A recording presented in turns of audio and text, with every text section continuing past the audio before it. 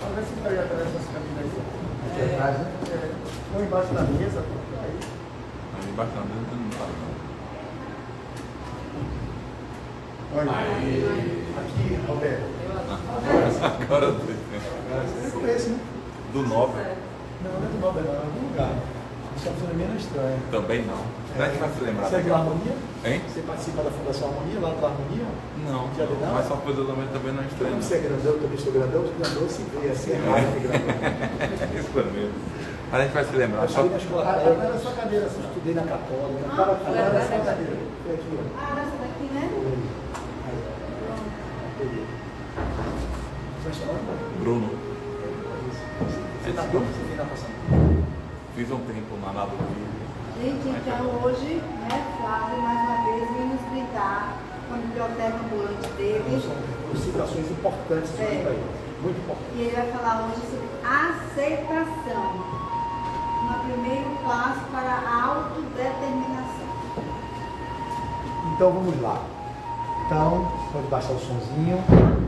Meu primeiro. Ali está errado aquele relógio, Tá, né? completamente. Tá, então pelo amor de Deus. São 8h10, né? Podemos ir até 10 para as 9, não é isso? É porque é uma pergunta, entendeu, Flávio? Você Entendi. provoca. Eu vou provocando durante até minha exposição, vocês fazerem perguntas, porque o tema é muito interessante, eu já digo de antemão que eu agradeço o convite. E como sempre, às terças-feiras, primeiro boa noite a todos e a todas que estão aqui. É com muita satisfação que eu retorno ao Centro Espírita Casa de Eleição Joana de Ângeles. E é sempre terça-feira, um dia interessante, porque vai falar das terapias. E eu tento trazer a linguagem para um local onde possa ser acessível a vocês na vivência do cotidiano. Esse é o meu interesse.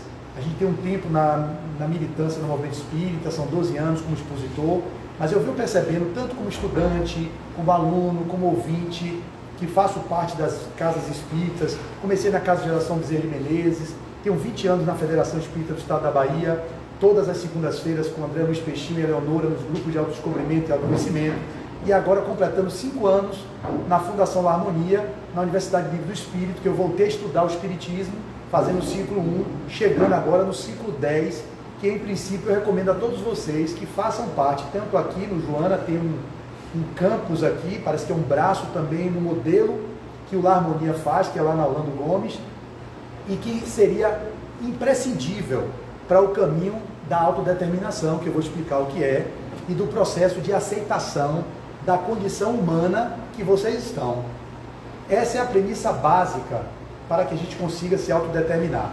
E aí são conceitos que a gente foi aprendendo ao longo da nossa experiência com a convivência com Adenauer, que é um autor que tem transformado alguns termos que nós estamos acostumados a ouvir na casa espírita. Eu tenho 26 anos de espiritismo, eu comecei em 1996 na COBEM, então já se vão acho que 26 anos, né? Façam as contas aí. Mas nessa trajetória a gente percebe que a gente está em pleno século XXI e há uma necessidade de atualização dos termos, não de reinventar o espiritismo, porque o espiritismo é uma doutrina atemporal, mas que não tem a pretensão de ser a última palavra de tudo que acontece na vida. Kardec nunca teve essa pretensão, é uma doutrina evolutiva que evolui com o progresso da civilização e da humanidade, tanto foi que no século XX, através da mediunidade de Chico Xavier, várias obras vieram, entre aspas, complementar a doutrina espírita e que foram subsidiárias para o entendimento de vários termos que Kardec, no século XIX, em 1857, quando lança a primeira edição do Livro dos Espíritos, não poderia ter uma linguagem que fosse do século XXI. Era uma linguagem do século XIX. O século XX veio, Chico Xavier, o maior antena psíquica que nós conhecemos até hoje, fez a contribuição dele com mais de 503 livros psicografados, escritos e deixados aí para vocês lerem, e que nós poucos lemos. E aí vem o século XXI, que é o que nós estamos, com nova linguagem, com atualizações de termos e de paradigmas que não têm a pretensão de mudar o que foi escrito, mas de atualizar algumas palavras. E uma delas é a autodeterminação, que é estranho. O que é autodeterminação? Nós poderíamos dizer que a autodeterminação é o termo que vocês entendem como perfeição. A busca da perfeição, onde diz lá no Livro dos Espíritos, a evolução que temos do átomo ao arcanjo, é o termo que se usa na nova linguagem, nos novos termos, como sendo autodeterminar-se. E as fontes de literatura para isso elas são as mais variadas. Porém, tem duas que são da lavra da escritura de Adenauer, que ele vai trazer esses dois livros, que são os últimos. O último que ele publicou, que é Viver como Espírito, que vai falar muito sobre a psicoterapia do espírito, que eu acredito, como terapeuta. Eu nunca separei, em 20 anos que eu trabalho como terapeuta, fisioterapeuta, terapeuta de regressão, as várias formas que eu atuo, nunca separei, nunca consegui. Ah, porque é psicólogo, ela é psicóloga. Não pode misturar, não é misturar. Eu não tenho como olhar o outro, senão na perspectiva de que ele é espírito imortal. Eu posso não tentar fazer doutrinação no meu consultório, que não é o meu objetivo.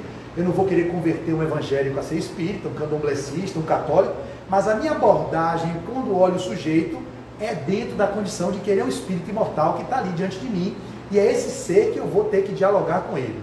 Então, Adenauer traz esse livro, depois de ter escrito Psicoterapia e Mediunidade, como é que ele atua. Eu queria até ler, eu não li ainda esse. Eu li esse, que é O Voo do Espírito, que é um livro também que fala sobre autodeterminação, e tem aqui algumas definições sobre autodeterminação e reforma íntima. Reforma íntima nada mais é do que autotransformação.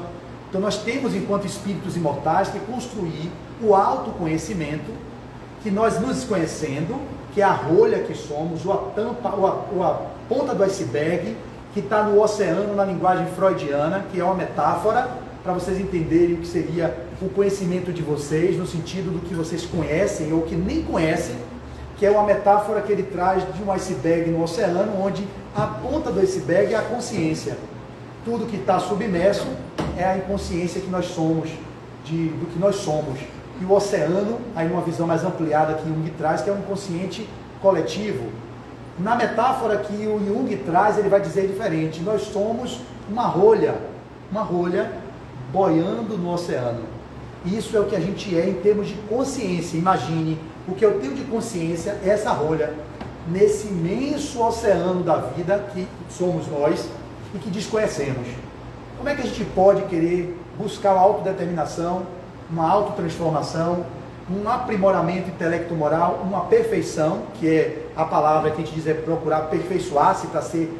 Nós somos seres perfectíveis, ou seja, fadados à perfeição. Todos serão perfeitos, como o Pai Celestial como Cristo conseguiu chegar à perfeição, nós também seremos perfeitos. Mas para isso é preciso nos autodeterminarmos ao longo da trajetória.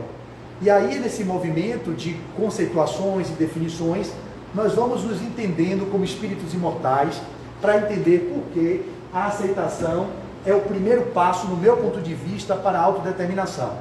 Então, nós vamos utilizar para a nossa exposição uma mensagem da benfeitora Marta, que é um espírito de escola, que todas as manhãs, de domingo a sexta, psicografa através de Marcel Mariano, que é um expositor espírita do movimento espírita baiano e brasileiro internacional. E eu tenho o prazer de fazer a locução dessas mensagens. Ele escreve, divulga na lista de transmissão, e eu pego todas as manhãs e faço a leitura delas e divulgo no meu canal do YouTube. Se vocês quiserem ver, Flávio Neto de Azevedo, vão lá, que tem todas as mensagens. E ela é um espírito assim que, para mim, eu estou realmente muito conectado a ela, porque a linguagem dela atua no meu coração. É como Joana de Anjos, que eu tenho um amor por Joana, pela linguagem de Joana, estudei as obras dela, os 16 livros da série psicológica, e os outros autores que vêm falando sobre ela. Então, Marta é um desses espíritos fantásticos. E a mensagem de ontem, a de hoje também, ela fala sobre o autoconhecimento, mas a de ontem, ela não dá título. Ela simplesmente traz a mensagem, eu que estou intitulando de forma ousada, porque não é minha função dar título a mensagem de ninguém, mas eu, para poder ter um chamamento no canal do YouTube, se você bota mensagem de Marta do dia 9, mensagem de Marta do dia 10, mensagem de Marta do Ministério, Flávio, bota um título, que as pessoas na busca vão encontrar o tema. Aí eu digo, poxa, eu vou botar os títulos ousados, eu não pedi autorização, mas estou fazendo, depois ela vai mudar, porque não tem título, eu boto entre aspas. Eu dei o título a esse aqui como sendo o autodescobrimento, o autoconhecimento, como o caminho de não me lembro mais. Deu um título lá. Mas eu quis botar o título do que eu consegui alcançar na leitura e fala do tema de hoje, que já fomos preparados com ele há um tempo. E aí, chega ontem e hoje ela vai falar sobre esses conteúdos da autodeterminação, ou melhor, do autoconhecimento e da busca de si mesmo. Eu digo, nossa, não posso deixar de ler essa mensagem para o pessoal lá. É uma mensagem de 5, 6 minutos, eu vou ler durante minha exposição e vocês vão amar. E depois vão ficar seguindo lá para poder ver as mensagens dela, porque são maravilhosas. Do meu ponto de vista, é um espírito diferenciado. Fala do dia a dia, imagina, tem assunto todo dia. Mas a proposta final dela, só para falar, para vocês entenderem, ela está com 810 mensagens publicadas através da psicografia de Marcel. Quando ela chegar em 1000 mensagens, ela vai transformar em livros. Aí sim, Marcel me contou que ela vai sentar com ele, vai pegar todas as mensagens e vai botar títulos nelas, para publicar livros pela Federação Espírita Brasileira, provavelmente a FEB, e pela Leal Editora, que onde Marcel hoje milita, que é no Centro Espírita Mansão, Caminho da Redenção, de Valdo Franco. Então, é só para vocês entenderem o construto de um tema como esse, que eu sei, não tenho dúvida, eu estou super seguro hoje, como eu não estava no mês passado, que eu vim falar de um outro tema, hoje eu estou tranquilo, porque é um tema que eu transito muito facilmente, porque a minha vida hoje, é a minha proposta, não é mais um momento de me autodescobrir, eu vou fazer um autoconhecimento hoje, lá no centro da FEB, amanhã no Lamonia, depois eu esqueço, vou cair no oba-oba, não. É uma filosofia de vida. A minha filosofia de vida hoje é essa, é me autodescobrir, que é o processo inicial que eu falava da rolha, me autoconhecer, que rolha é essa que eu sou, cheio de medos, receios, complexos, cheio de virtudes e também inabilidades, com algumas dificuldades existenciais. Eu entender essa dinâmica psíquica que essa rolha vai me dar a condição de mergulhar no meu oceano profundo do desconhecido que eu sou de mim mesmo. Mas vocês, muitos de nós, não conhecemos nem a rolha. Não conhecem nem a rolha que vocês são. Não conhecem nem a ponta do iceberg. E fica nesse mundo, batendo cabeça, brigando com um, guerras se estabelecendo, que são, na verdade, guerras interiores que todos nós travamos, e que essas guerras externas são reflexos da nossa guerra interna, que cada um de vocês... Eu sou responsável por essa guerra da Ucrânia. Eu tenho participação nela. Como assim? Eu tenho. Porque eu travo verdadeiras batalhas dentro de mim, e que às vezes são batalhas que vão para o externo de forma agressiva com o outro, culpabilizando o Bruno, culpabilizando Robélia, daquilo que é responsabilidade dela e não minha, de entrar no nível do julgamento, porque o que o outro faz comigo cabe ao outro. O que importa é o que eu faço com o que o outro fez comigo. Isso dizia Sartre, o existencialista Sartre. Não importa o que o Bruno vai fazer comigo. Se ele lá fora me diz um desaforo no trânsito, como eu vi esse fim de semana, quantas mortes, que banalidade se tornou a vida. É chocante ver os assaltos por um celular, a pessoa vai dar um tiro no pescoço de um, o outro vai lá, vai sendo roubado porque está sentado na frente da escola, o cara dá um cara de tiro na perna do adolescente, e o outro vai ser roubado, vai querer competir. Não façam isso jamais, gente. Dói muito. Por um celular vocês perderem a vida. Os caras não têm nada a perder. Eu já falei a minha esposa, que ela é meio brava, né? Ela é gaúcha, e ela tem mania de enfrentamento. Um dia ela foi assaltada aqui em Salvador, foi puxar a bolsa dela, desde aí estou me brigando com um ladrão. Eu digo, meu Deus do céu. Aí o cara da sorveteria pegou, puxou ela para dentro, desde da bolsa dele. Não, ele vai tomar aquilo. Eu digo, pelo amor de Deus, Deise, eu já fui sequestrado, eu. Covarde, frouxo, eu, 1,87 m, frouxo, de frouxidão.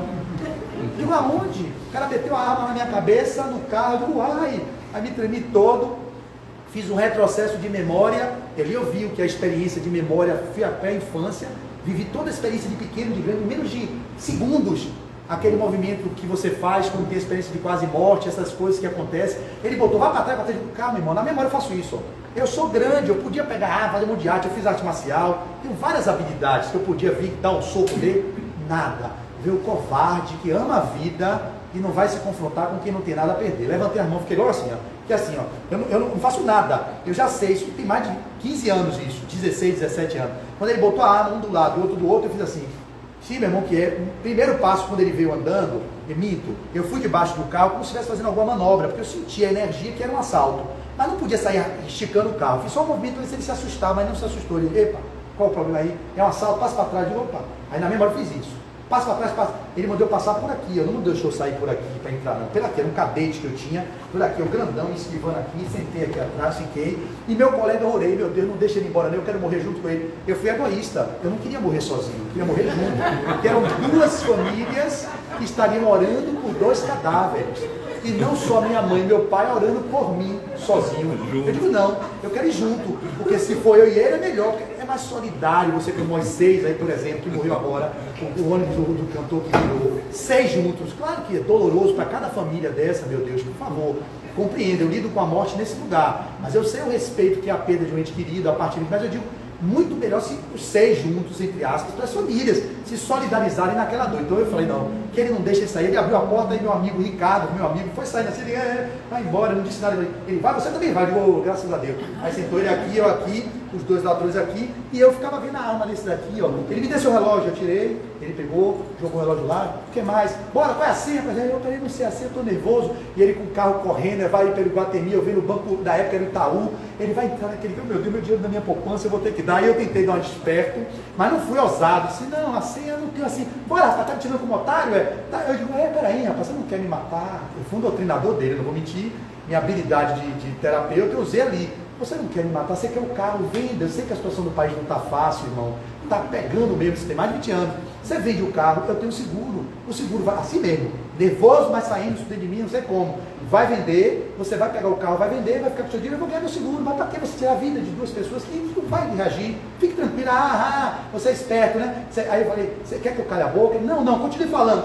Ele gostou da minha doutrinação. Eu continuei, ele pegou ali o Iguatemi, pegou ali o Sara e metendo com 180 no carro. Eu digo, eu nunca tinha colocado aquilo. Eu digo, vai devagar, irmão, porque eu tenho medo de morrer dentro desse carro, tem um cockpit. Eu tenho pavor, eu falo sempre a Deus que não me permita desencarnar dentro de um carro, de um acidente todo entruncado. Eu peço a Deus isso, que não permita que isso aconteça. Quando ele meteu aquela velocidade, sempre não é 180 na minha, 140, 150 na paralela, eu digo, vai devagar. Os homens estão aí, tinha aqueles módulos de policial na época que ficavam na paralela inteira. Eles estão dormindo nessa hora, estão dormindo nessa hora. Eu disse, meu irmão, cara, vai parar para abastecer. Aí encostou no posto, eu digo, oh meu Deus. Aí vai abastecer, eu não ia dar um desperto, eu não sou maluco. Olha ladrão, porque se eu falo, você me dá um tiro, pá. Aí começa a troca de tiro, não, eu fiquei quieto. Você quer que eu pare? Eu digo, para, irmão, para abastecer que está na reserva. Ele, não, faça um cheque. Aí eu fiz o cheque. Aí quando eu fui, ele parou em Mussurunga, eu escrevi assim, para minhas amizades, só tinha uma folha. Você quer quanto? Ele, 100, o outro 50. 100 ou 50? Eu digo, decida, só tem uma folha. Só tinha uma folha, eu estava muito tirando desperto, estava com medo de também rasurar o cheque. E ele, você está tirando como otário, até o cheque que você fez, só tinha uma folha mesmo. Eu digo, é 100 ou 50? Ele, 100, rapaz, vai ser mais difícil trocar os dois. Eu digo, é 100? Pronto, é 100 reais, botei no canto para minhas amizades e entreguei. Aí fiquei assim, ele, desce. Aí eu digo, vai me dar um tiro no final, porque a gente fica com receio de no final dar aquele tiro nas costas. Deve doer por quê? Aí meu amigo desceu primeiro, não era 4 portas, se livrou. Ele fechou o banco assim e apontando para mim, quando eu descapuli, e aí sai sem camisa, ele vai. Eu digo, deixa esse seu número de telefone. Eu digo, pra quê? Eu vou ligar para você onde eu vou deixar o carro. Aí deixei o meu telefone, fiquei com medo. E na hora que ele ligou para dizer que largou lá no sei das contas, no ferro velho, aí fomos pegar, enfim, eu não queria mais o carro, mas encontrei o carro depenado, enfim, foi uma história de viver a experiência de quase morte, e tudo isso eu disse por quê? Para mostrar a nossa sensação da relação com a vida, do que é o viver, no movimento de autoconhecer-se, e não banalizar a existência com coisas tão pequenas. Então a aceitação como o primeiro passo para a autodeterminação, passa pela definição do que é autodeterminação. E que no livro de Adenauer, ele vai trazer 2 definições que eu acho que vale a pena dizer a vocês. Ele vai dizer, a autodeterminação do espírito é a meta evolutiva a ser alcançada pelas experiências em que integra inúmeras habilidades. Então, é a meta evolutiva, termo antigo, a perfeição. A autodeterminação é a meta evolutiva alcançada pelas experiências que integram inúmeras habilidades. Não basta reformar o que existe. O que a gente fala no movimento espírita é reforma íntima. É um movimento de autotransformação. Então, não basta reformar o que existe, pois há que incorporar competências que capacitam o espírito a enfrentar antigos e novos desafios impostos pela vida. Então, no livro Voo do Espírito, ele traz essa definição. No livro, que é o mais novo dele, salvo engano, o último livro publicado, não tem mais nenhum que ele escreveu, ele vai dizer também, autodeterminar-se é também atribuir-se total responsabilidade por tudo que lhe acontece, sem buscar culpados e nem se vitimizar. Olha que coisa incrível. Autodeterminar não é culpar Robélio ou Bruno que me disse um desaforo, ou culpar a vida ou o ladrão. É eu que estou fazendo para atrair isso para mim, e o que ele faz cabe a ele, com a consciência dele, reparar-se ou não, e eu aprender a lição do que ele me trouxe ou ela me trouxe num desaforo, num desafeto que eu tenho que enfrentar. Então não se vitimiza e nem se culpa, apenas atribui-se responsabilidade, que é um termo de autorresponsabilizar-se por aquilo que você fez. Não é culpar-se, porque o complexo da culpa é um dos maiores chagas que nós vivemos. Nós nos sentimos muito culpados e muitos de nós vivemos os tormentos da depressão, das ansiedades, fruto da culpa inconsciente de delitos praticados hoje, nessa existência, que ninguém descobriu, mas vocês sabem. Se você chegasse no além, desencarnasse hoje, e lá no plano espiritual pegar seu WhatsApp e diante de um tribunal de vários benfeitores, seus pais, seus tios, todo mundo olhando, e pedisse para abrir o WhatsApp de vocês e mostrar lá tudo que vocês escreveram e que não mostrou aqui escreveram. Imagina, que constrangimento, né? Muitos aqui, né? Deixar a revelação assim, olha aqui, eu com minhas conversas, nas minhas vidas íntimas aqui, revelado. Então, quem se sentir à vontade de realmente não ter nada do que esconder, pode dizer que está no movimento de libertação disso. Mas muitos de nós temos muitos atos escusos, eu me incluo também, que eu me envergonharia. Então, quanto mais eu caminho para não ter esse envergonhamento, melhor. Mas se por acaso tenhamos, não se culpe, se responsabilize. E no processo de autorresponsabilização, vocês vão se autodescobrindo, se autotransformando, que é a reforma íntima, e vai se autodeterminando, ou seja, se iluminando, buscando o espaço da perfeição. Então, na definição do outro livro, ele traz isso. Mas essas duas definições são importantes, mas eu falei da atitude. E eu não podia deixar de citar um livro que eu recomendo com veemência. Eu amei esse livro, de André Moreira, incrível, autografado por ele. Ele é um cara incrível, eu sinto, é um médico homeopata mineiro, também constelador familiar, como eu sou, como Roberta também é. Ele trabalha com vários livros lindos, um dos livros mais lindos que eu li dele foi esse, Atitude, e tem um outro que é Amor a Dois, que fala sobre a visão sistêmica. E ele vai trazer a definição de atitude, que é muito legal. Primeiro ele vai trazer a citação de Erich Fromm. A felicidade é a aceitação corajosa da vida. Mas essa definição que ele traz eu acho mais interessante, que ele diz assim: a aceitação é uma virtude poderosa que se expressa por meio da atitude de colocar-se em paz e em sintonia com o real como ele é, como pode e como pode ser. É um sim à vida e às pessoas como elas se apresentam. Aceitar não é aprovar. Nem a vida nem as pessoas estão no tribunal para serem julgadas. Aceitar é desistir de julgar e tomar a força do que é como é. Isso é lindo. O que é aceitação, no meu entendimento? É dizer sim à vida como ela é, como ela pode ser. Começa pela aceitação dos pais que vocês tiveram. Se nasceram na condição que nasceram, isso foi fruto de um processo de construção ao longo das suas sucessivas encarnações, que viabilizou o pai ideal e a mãe ideal para que você pudesse desenvolver habilidades no trato e na relação com esses seres.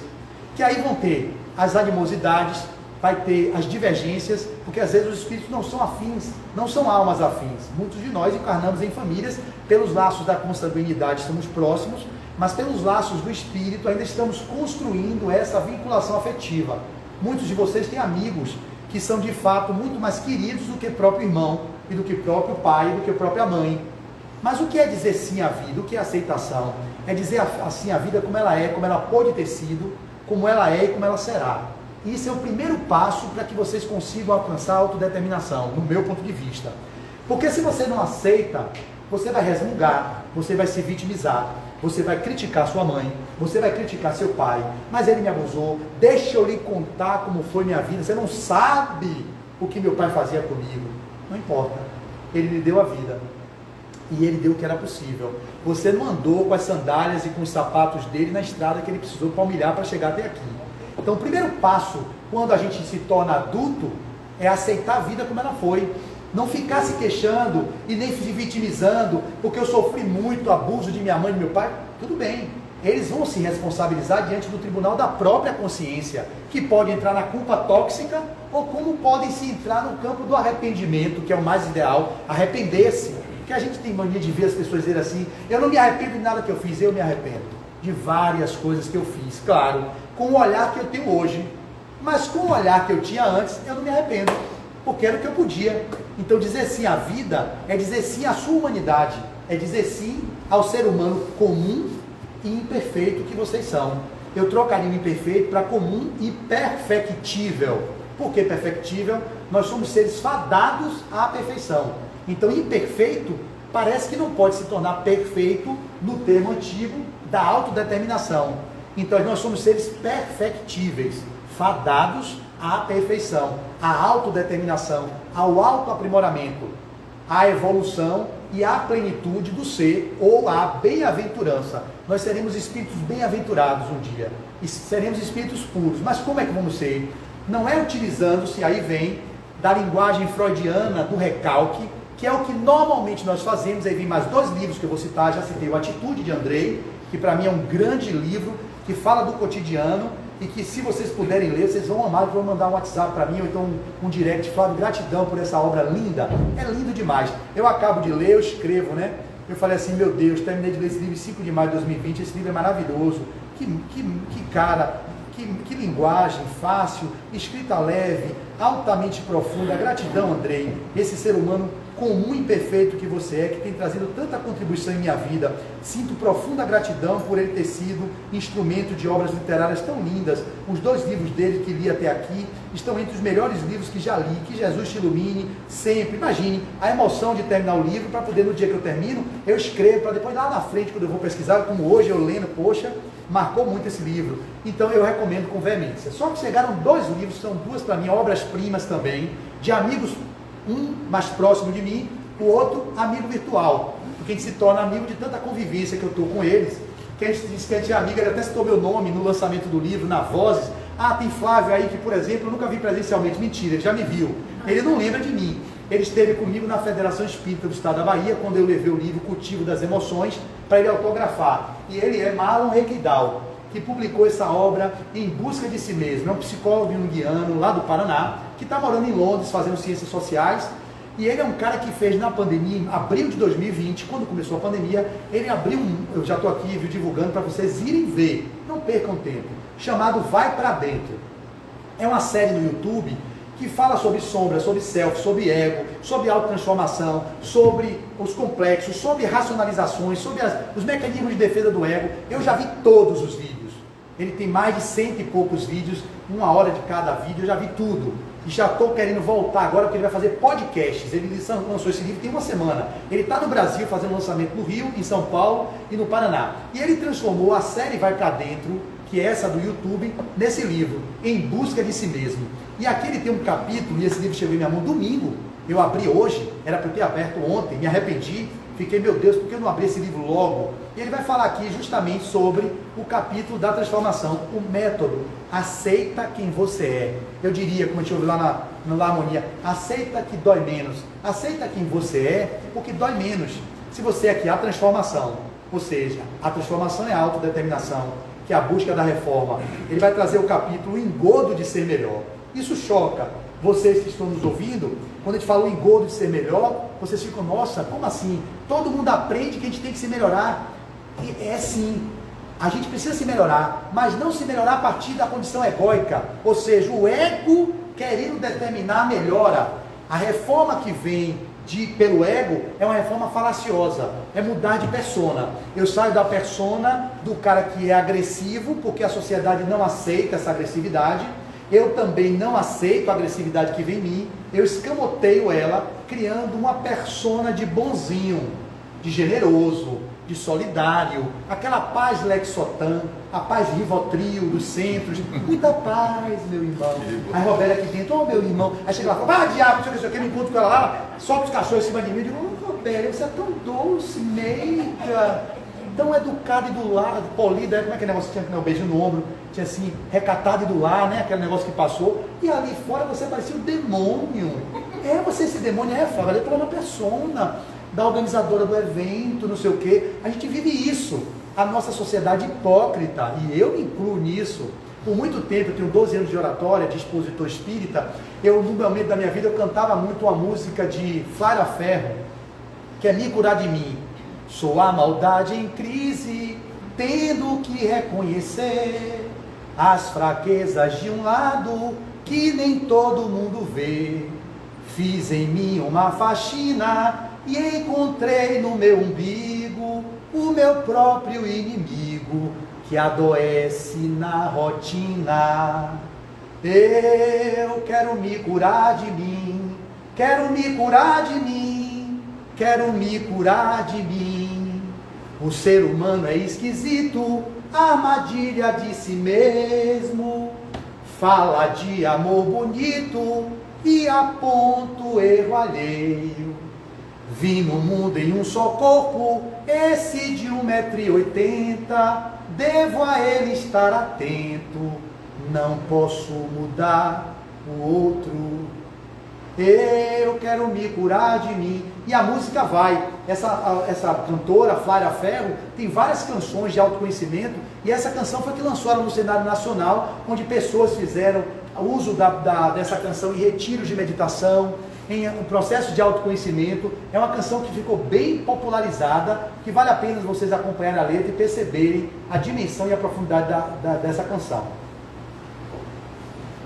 Nessa perspectiva, Marlon, que é o disruptivo Marlon Equidal, escreve essa obra, e ele é um cara que eu recomendo que vocês assistam a série, incrível. Eu fui ler hoje, eu digo, pô, que raiva, eu cheguei no 4 aí, Daisy, tô com raiva de mim, tô com que arrependimento, não me senti culpado, mas fiquei arrependido de não ter lido antes, porque o livro chegou agora, eu vou devorar. E o outro livro, que também chegou da Amazon, é o de meu amigo, que aí é mais particularmente, posso dizer, Cláudio Sinotti e Iris Sinotti. Iris Sinotti são duas pessoas que são do movimento espírita baiano, já conviveu com Adenauer, fez a formação em especialista em terapia junguiana, quando Adenauer Novaes, pela Hélio Rocha, chancelava a formação de terapeutas junguianos, e eles trabalham, já tem alguns livros escritos, e esse foi o novo que ele escreveu, e concomitantemente, olha, cada um no lugar. Um é em busca de si mesmo, o outro é ao encontro de si mesmo. Esse prefaciado por Joana de Ângeles, e os dois são estudiosos da série psicológica de Joana, e escreveram 2 livros juntos, com outros autores espíritas, que chamado O Espelho da Alma e o Outro da Alma. 2 livros que são muitos artigos sobre a psicologia profunda de Joana e Jungiana. Então, essas 2 obras magistrais, elas são recomendáveis que você leiam para poder se conhecer um pouco mais. Então, o processo de autoconhecimento a partir de um movimento, que é o título que ele dá no livro, é o poder do autodescobrimento como filosofia. É uma filosofia de vida. O autoconhecer-se significa dizer sim àquilo que vocês encontram, mas que nem todos vocês estarão dispostos a aceitar o que vão encontrar. É aí que está o problema. Quando eu me deparo, eu, Flávio, com as minhas sombras, que é o lado sombrio, que é aquilo que eu recalquei, que eu reprimi, que eu não quero ver, que eu não quero evidenciar, quando eu falava da paz Exotã, é esse ser que no centro espírita se torna tão doce com o Bruno, mas está lá jogando com o Bruno, que aquele cara não vale nada, sei o que, eu falo de mim. É o cara que está ali tentando passar palavras de amor, de encorajamento, e que em alguns momentos eu vejo o quanto eu estou desencorajado no enfrentamento das adversidades. É o cara que prega que deve ser na relação com o outro, trato da compreensão do entendimento, e que me vejo em alguns conflitos com alguns vizinhos e alguns colegas com vontade de esganar o outro. É a pessoa que está aqui, que fala para vocês, que sente-se e vê-se arrogante e prepotente, mas que agora tem um olhar para dentro que não fala do lugar de assim, eu sou vaidoso mesmo, eu sou arrogante mesmo. Esses que fazem isso, é como se dissesse assim, eu sei que eu sou, mas não quero olhar para isso não. Não é porque se autoconhece, ou porque já aceitaram a arrogância, a prepotência, a vaidade.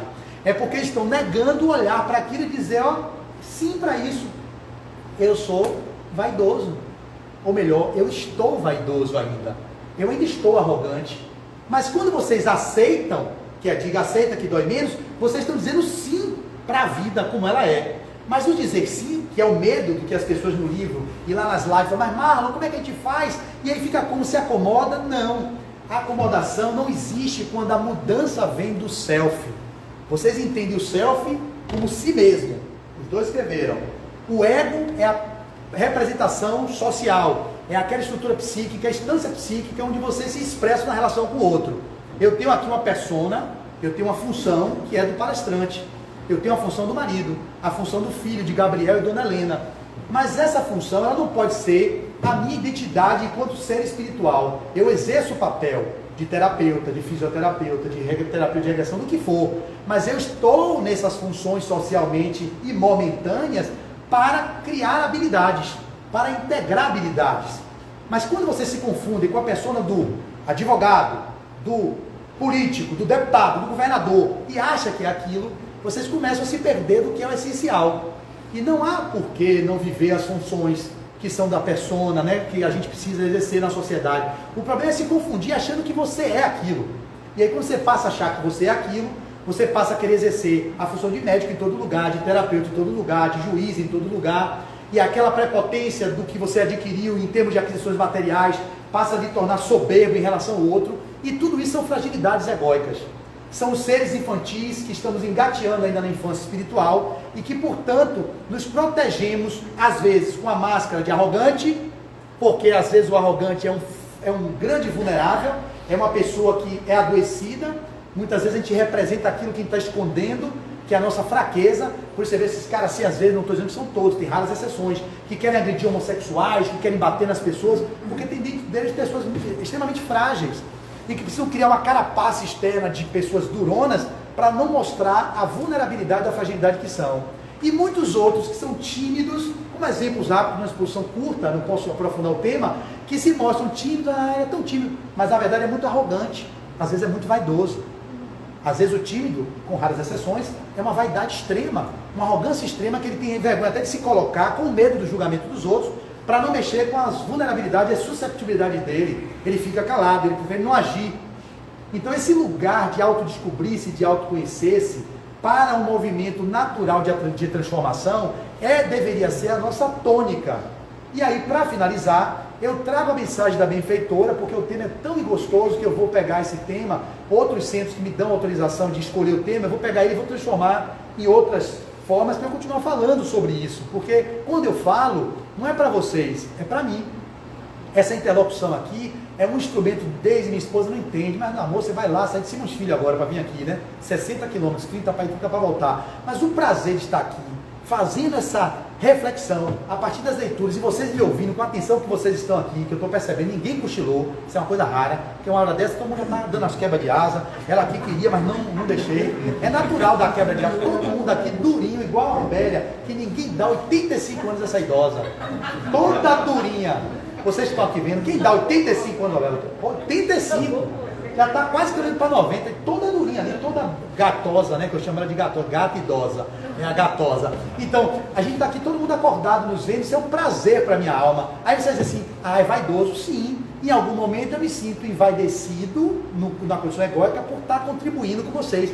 Mas ao mesmo tempo, como me conheço, eu digo, mas que vaidade tola, por você estar levando uma palavra no que você estudou, é isso que vai lhe forjar enquanto ser. Só que as pessoas que não se descobrem, não se conhecem, ficam presas a isso, ficam viciadas na fama, ficam viciadas, como a de hoje, a mensagem dela de hoje foi sobre a fama. A fama, o ter e o ser, com o caminho do vazio existencial. A sociedade com vazio existencial extremo é o que a gente está vivendo hoje. Pessoas com carros mais variados, com iates, com apartamentos luxuosos, com mansões, mas um olhar sôfrego, um olhar triste, vazios internamente, precisam das sensações externas para poder suprir as carências internas. Tem que estar viajando todo fim de semana, tem que estar comprando carro, não sai modelo novo, trocando de celular todo ano, para que a gente sempre viva na sensação do prazer do que aquilo nos traz. E finalizo com a mensagem dela, para vocês poderem fazer alguma interlocução nos 10 minutos que restam. Quando ela diz assim, tem alguma pergunta agora? Melhor assim, porque já deixa a Robélia mais à vontade. Alguma pergunta antes de eu ler a mensagem? Vamos lá? Interação assim. Fique à vontade do que eu falei até agora. Vai, bem tranquilo. Alguma pergunta, minha querida? Você que está aí com esse olhinho aí que eu estou vendo que está rindo, ela do lado também está aí bem atenta. Vocês três também, 3 jovens aí. 2 jovens, uma mais ou menos jovem também ali, nunca mais. Para 70 e 80, né? Mas tudo bem. Tem alguma pergunta? Se tiver, vamos abrir espaço para isso. Senão eu vou continuar aqui lendo a mensagem para vocês terem alguma contribuição também. Tem alguma contribuição? Nenhuma? Tem, ela aqui, jovem, sai esse vídeo, pergunta de bolso, aí aperta a gente, entendeu? Quantos anos você tem? 16. Eita diabo, vem bom. Venha, minha irmã. Ele é o que sua? Eu sou filha dele. Sua filha? Eu não faço mais essas gafas, né, gente? Porque eu já cometi muitas gafas. A mulher tá com a barriguinha assim, você tá com da criança. Não, meu filho, a minha barriga meio, eu tô gordinha meio. Opa, eu não falo mais. A minha coisa assim, tá os dois aí, pode ser a namorada assim. Ela é sua filha? Ah, não, ela é minha namorada. E, pô, já deixa uma posição discreta. Eu pergunto logo, você é o que dele? Que aí eu já me livro do problema. Você é filha dele, né? Não, podia ser namorada, né? Não sei. Aí. Fale alto, eu vou repetindo aqui, o pessoal do Instagram me ouvir. Vá. Tá. É porque, tipo assim, eu sempre tenho que ser uma pessoa melhor, obviamente, né? Você é uma pessoa melhor. Eu tento ser. Tá. Pra todo mundo e tudo mais. Mas, tipo, a gente tem nossos momentos ruins, a gente tem um momento de cansaço, que a gente, tipo, às vezes não se pede, tipo, não consegue dar tudo o melhor de si, acaba, tipo, destratando a pessoa e tudo mais. Isso. E, tipo, o importante, eu sei, que é reconhecer esse momento. Mas, tipo assim, como é que meio que, tipo, eu lidaria com isso? Tipo, qual sentimento meio que eu teria? Essa é a agonia que todo mundo vive. Como a sociedade impôs que a gente precisa ser melhor, a gente tem uma cultura judaico-cristã de culpabilização. Quando você não se expressa daquilo que a sociedade quer que você seja, você começa a entrar num processo de tormento. E é natural, os jovens, eles querem ser melhores. Como eles querem ser melhores, eles veem que atuaram dentro de uma relação com uma idosa de 95 anos, 85 anos de idade, ninguém dá, tá durinha. Então, aí a pessoa começa a viver o que você está vivendo. Ela perguntou isso, como é que a gente faz? A gente faz um desafeto com alguém, tem uma atitude um tanto quanto truculenta, e que depois você vai para casa e fica, oh meu Deus, porque claro, incomoda. O processo do incômodo já é um movimento de transformação. O que é que acontece quando as pessoas não têm essa consciência? Elas ficam no incômodo, elas entram no processo de culpa, quando tem culpa, porque os psicopatas nem culpa sentem, mas se você sente a culpa, você pode aprofundar no remorso, e esse remorso pode aprofundar no movimento de uma depressão ou de um processo de doenças psicossomáticas. A diferença é, você faz isso, vai para casa, reconhece que você cometeu um ato que não era aceitável socialmente, e você, enquanto ser, não se sentiu confortável. Como eu não me sinto confortável, muitas coisas que eu falo, poxa, o que foi que eu falei para aquele rapaz? Eu precisava ser mais leve. Quando eu tenho estrutura de humildade que me faz eu voltar, eu digo assim, ó, eu peguei pesado com você, eu sinto muito. Quando você diz isso, você tem um risco do outro assim, não, eu não lhe perdoo nunca. Aí já não é problema seu, é problema do outro. Porque quem guarda mágoa, guarda lixo mental. Então você fez o ato que você sentiu, não por egoicamente querer mostrar que você é bonzinho, mas porque você está no movimento de autoconhecimento, de autodescobrimento constante, e você, aquilo não é mais leve. Eu falo assim com minha esposa, como eu faço com Deise, às vezes de forma agressiva, eu sou às vezes austero com ela, mas Deise, você não está vendo que eu estou estudando, pelo amor de Deus, porque você entrou agora no quarto, diabo, mas já foi. Aí depois eu fico comigo, ela fecha a porta, aí o eco está ali, aí tem a raiva, né, que eu sou humano, eu tenho raiva. Aí depois que fecha a porta, como eu estou nesse movimento, eu disse, meu Deus, veio o ego, assim, não é isso mesmo, ela não tinha que entrar no quarto, você não respeita os outros, o limite dos outros, você está meditando, ela abre batendo panela, batendo porta, fazendo tudo, que diabo é isso? Ela também tem que saber o limite dela. Aí a justificativa egóica é essa, para manter você naquela condição da rivalização com o outro, porque você não tem a humildade suficientemente construída a ponto de dizer assim, ó, é diferente de você forçar a humildade, é diferente. Diz assim, poxa, que desconforto, gera um desconforto. O self, quando ele já está nesse movimento, ele se sente desconfortável. Eu me sinto desconfortável quando faço isso. Eu sei o despótico, o autoritário, o arrogante que habita em mim. Quando eu ajo assim, antigamente ficava de boa. Eu escondia mesmo, deixa isso para lá. Hoje não, eu não fico bem. Então já é um desconforto, mas eu não entro na culpa. Eu me arrependo algumas vezes, assim, minha cara desse, quando está numa fase melhor, não necessariamente eu consigo na mesma hora, não dá, porque eu estou movido pela raiva. Digo, Deise, eu queria dizer, meu amor, respeite um pouco o meu espaço, não entre daquele jeito na sala, não. Você entra abrindo porta, você está entrando na fonte nova, pelo amor de Deus, Deise. Respeite um pouco esse momento, assim mesmo. Esse lugar de fala, repare bem, é um lugar que eu estou tentando trabalhar a minha humildade, meu reconhecimento, mas também pedindo a ela que mude. Ela não precisa mudar, eu é que preciso me adaptar ao outro, do jeito que o outro é. Porque também é uma arrogância minha querer que o outro se molde ao modelo, ao formato que é mais confortável para que eu possa conviver. Mas é óbvio que no casamento tem que ter o diálogo. Então, se você tem uma discussão com uma amiga, onde você se sentiu desconfortável com ela, aí vem o movimento de você olhar para dentro e dizer assim, poxa, por que eu fiz isso? Se você é vaidosa, prepotente, arrogante, está no ego, você vai chutar o pau, vai reprimir aquilo. Vai jogar para o plano inconsciente, e que aquilo pode gerar na frente um tormento, de uma depressão, um transtorno de ansiedade, um transtorno de pânico, por culpas acumuladas e não olhadas. Mas se você pega isso e até um nível evolutivo, me diz assim, poxa, não foi legal aquilo que eu falei para meu pai, para minha irmã. Minha mãe me perdoa, eu fiz de uma forma muito grosseira com a senhora. Aí tem um risco. Quando eu vou para o lugar do outro, você fica vulnerável. E aí eu já percebi também. E eu queria a aceitação dela por entender a minha humildade em chegar para ela e dizer assim, Deise, você quer com doçura. Mas ela diz assim, não, mas você também fica até, não sei o que lá no quarto. Eu digo, poxa, diabo. Aí acesso o demônio de novo. Ou seja, eu não estava de fato no lugar de fala, descomprometido com a rivalização. Eu fui dizer a ela que eu me sentia muito pela agressão da fala tóxica, porém, quando ela lá não fica humilde e diz assim, é mesmo amor, eu preciso olhar para isso. Quando ela não faz isso, olha olhar, eu me sinto desconfortável de novo, porque ela vai me peitar na condição egóica desse assim, eu fiz isso mesmo porque você também tem que saber seu limite, você não pode ficar na sala até não sei que horas, você tem que saber que tem pessoas que precisam entrar. Aí eu digo, que diabo, eu passei por cima daquilo, aí o ego vai me tomando. Como é que eu faço isso, movimento de ir até ela, e ao mesmo tempo ela não reconhece que aí já não está na transformação, está de novo na rivalização, não é uma conquista do self, foi uma mera formação social que eu tive que fazer cumprir, porque de fato, quando eu fui para ela fazer, se sentir muito, e ela me rivalizou novamente, aquilo atingiu a mim em algum lugar, é sinal de que aquilo não está de fato incorporado, introjetado, mas não significa que eu vou me culpar. Vai ser movimentos que eu vou continuar fazendo no processo de autodeterminação, de autotransformação, para que aquilo com o tempo já esteja integrado em mim, a ponto de que o outro não seja mais, eu não seja mais o efeito do que os outros fizeram comigo. Mais alguma coisa? Tipo, eu ia perguntar também, tipo, do caminho reverso. Caminho reverso. Tipo, você magoou os outros, entre aspas. Não magoou. Os outros me magoarem. Ah, certo. Então, aí sim. Se o outro te magoou, o que você quer saber? Você está melindrosa. Você é uma pessoa que se sente suscetível, é uma pessoa que fica se sentindo preterida. Aí você tem que olhar para você. O que é que o outro faz comigo que me faz eu ficar magoada desse jeito?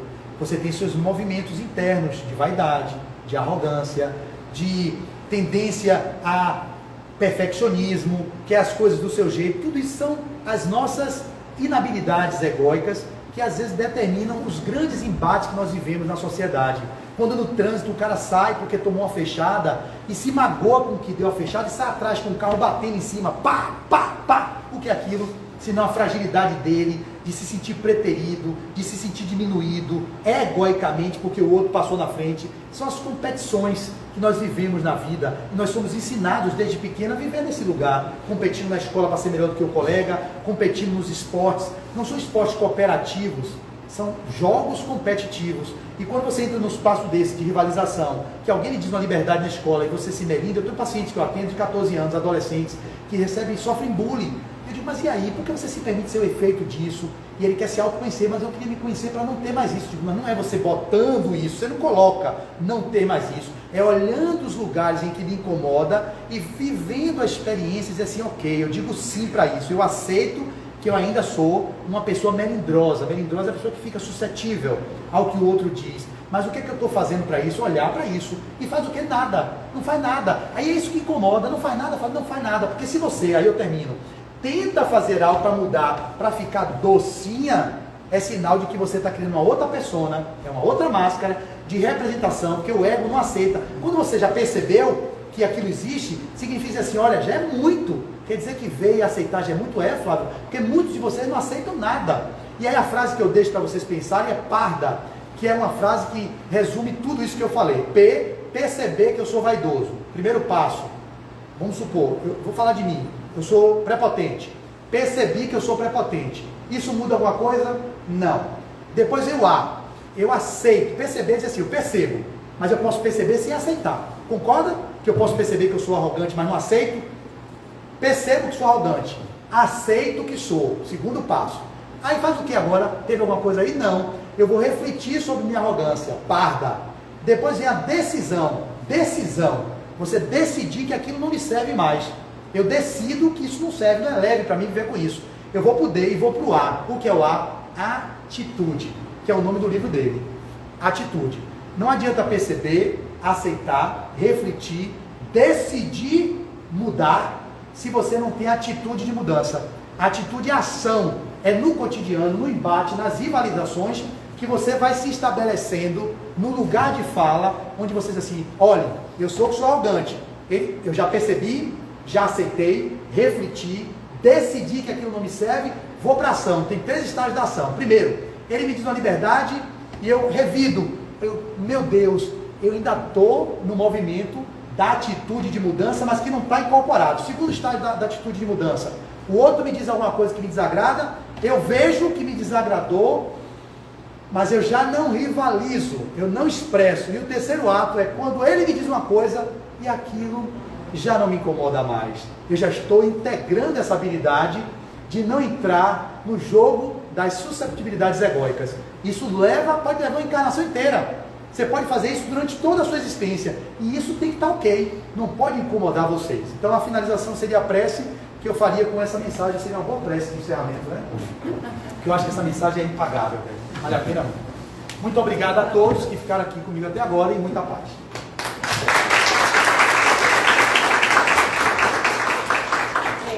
Nós temos alguns avisos, né? O primeiro deles é no dia 12 de junho, que é o Dia dos Namorados. Nós vamos comemorar aqui com uma tarde, vai começar às 17 horas, com a Aida Menezes cantando o amor. Quem quiser comemorar o Dia dos Namorados, tem para cá e vai ter bingo, vai ter comidas típicas de São João, tá? O bingo vai ter uma cesta com produtos meninos, limpeza de pele, seleção de podologia e os ingressos você adquire com Érica. Claro que nesse momento que a cidade está cheia de ameaças, ela está saindo mais cedo porque onde ela mora tem toque de recolher, mas quando vocês chegarem na próxima terça, vocês podem comprar os ingressos da Dia dos Namorados aqui com ela. No dia 5 de junho vai ter um bazar beneficente. Né? Sempre a diretoria de eventos está fazendo bazares para ter renda e ajudar no bagulho.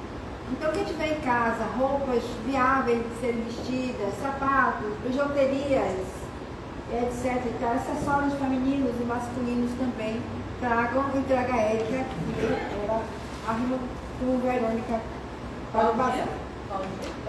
Qualquer dia, toda terça-feira também que vocês vierem aqui, porque ela, quando chega logo, ela está aí ainda. Só que quando dá outra, ela vai ter que ir embora por causa do transporte, por causa da violência onde ela mora. A gente tem a campanha também do CPF nas notas fiscais. Agora só, tem que se inscrever no site da prefeitura do estado, né? Do estado e no Cefar Bahia e colocar a Joana de Ângeles, a instituição que quer ajudar a Joana de Ângeles. E quando for comprar alguma coisa, botar o CPF. Se botar o CPF sem se inscrever, não adianta nada. Né? Você sabe o site direitinho como é? www.cefarsbahia.com.br, é só isso? .gov. .gov. Pronto, cefarsbahia.gov. Aí tem lá. Sua nota é um show, exatamente. Aí bota Joana de Ângeles, a instituição, e sempre que comprar alguma coisa, bota o seu CPF. Né? E a campanha dos alimentos que toda reunião a gente está chamando a atenção, porque são 240 cestas básicas que são distribuídas todo mês para as crianças, para as famílias carentes do bagulho. Ok? Então vamos agora orar, passar para o segundo momento do trabalho.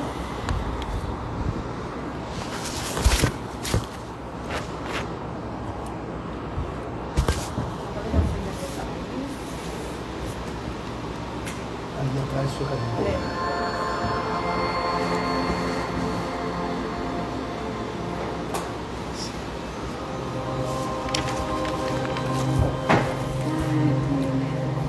Assista para que vai ser lugar no salão.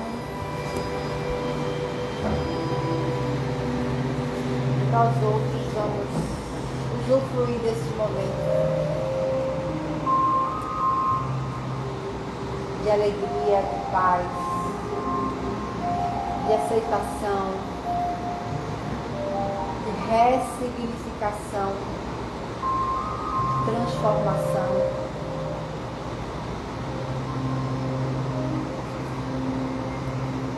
Tudo que pedires na prece, crendo, obtereis, disse Jesus. Os nossos pensamentos se transformam em realidade na medida que cremos nele. Pensamento de paz, de saúde, de fé, de alegria.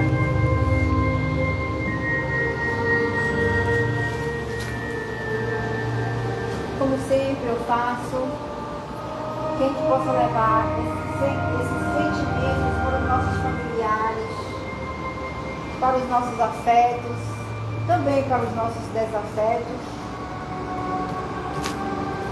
Pedir os Espíritos amigos que visitem nossos lares.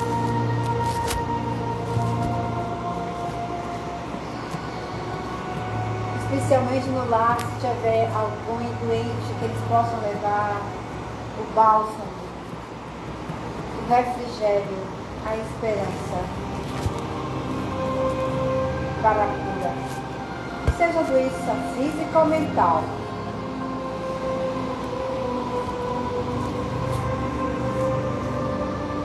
E hoje vamos selecionar o Hospital da Irmã Dulce. Todos nós possamos trazer para nossa mente a imagem do Hospital da Irmã Dulce. Os amigos espirituais levem para este hospital a cura, a aceitação, a transformação para todas as pessoas, todos os doentes que estão lá hospitalizados. E assim, Jesus querido, só nos resta te agradecer profundamente, porque nesta vida, Jesus, escolhemos a melhor parte. Como tu disseste, a Marta e a Maria, quando visitaste o lar dessas irmãs. Porque escolhemos a melhor parte, então nos resta te agradecer. E que nós possamos ser, de fato, em exemplo, em atitude, não só em palavras, essa melhor parte que tu nos convidas, o voto de luz e paz, quando finalizamos a nossa reunião desta noite. E ser conosco.